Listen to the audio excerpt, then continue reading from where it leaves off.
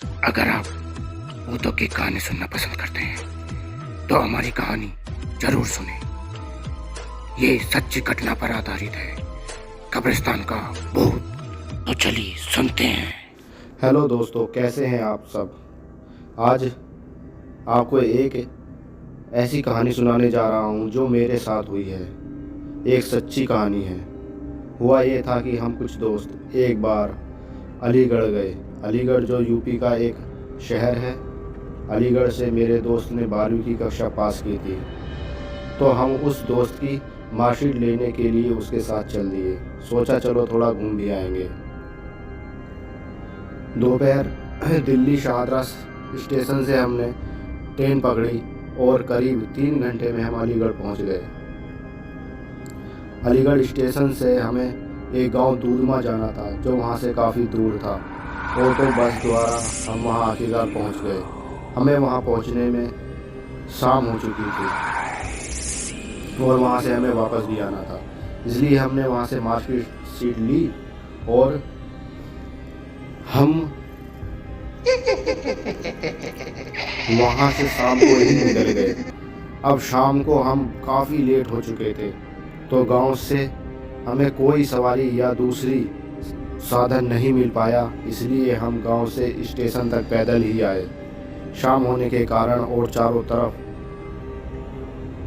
खेत, सड़कों के किनारे एक दूसरे से मिले पेड़, ऐसा लग रहा था कि सड़कों के दोनों किनारे के पेड़ आपस में मिले हुए हैं और ऊपर से घना काला अंधेरा।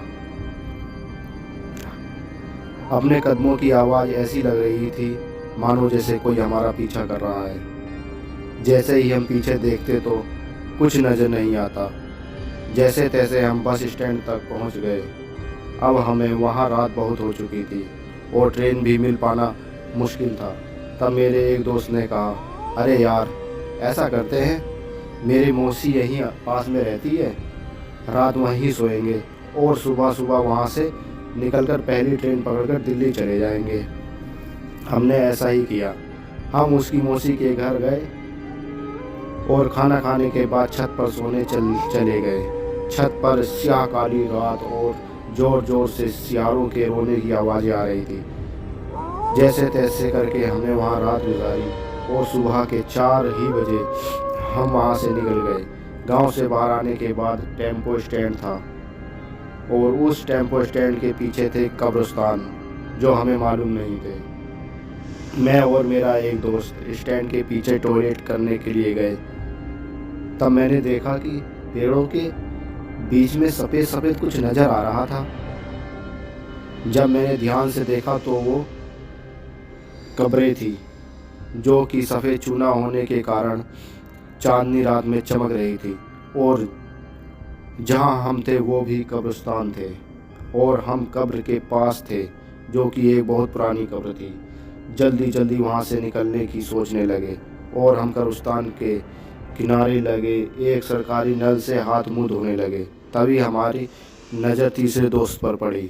वो एक गड्ढे में खड़ा था। जैसे ही हमने उसको बताने की कोशिश की तो कि एक गड्ढे में नहीं बल्कि कब्र में खड़ा है, उससे पहले ये एक ऐसी और बहुत भयानक और तेज़ आवाज़ आई कि हम तो वहाँ से भागने लगे। तभी ऐसा लगा कि मेरा पैर किसी ने पकड़ लिया और मैं वहीं गिर गया। बहुत ज़ोर से गिरा। जो मेरा दोस्त उसके भी किसी ने इतनी ज़ोर से चाटा मारा कि उसके गाल पर 4 उंगलियां बहुत गहराई से छप गई। हम सारे दोस्त वहाँ से भागने लगे।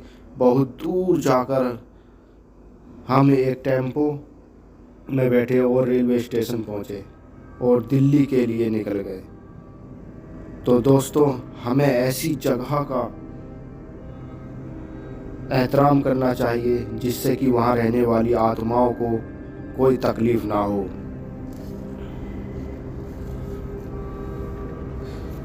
तो दोस्तों, कैसी लगी मेरी ये कहानी कमेंट बॉक्स में ज़रूर बताना, और ऐसी ही सच्ची कहानी सुनने के लिए हमारे चैनल मैग्नेट को लाइक करें, कमेंट करें, सब्सक्राइब करें और बेल आइकन को दबाना ना भूलें। जिससे कि हमारी आने वाली वीडियो आपको समय समय पर मिलती रहे।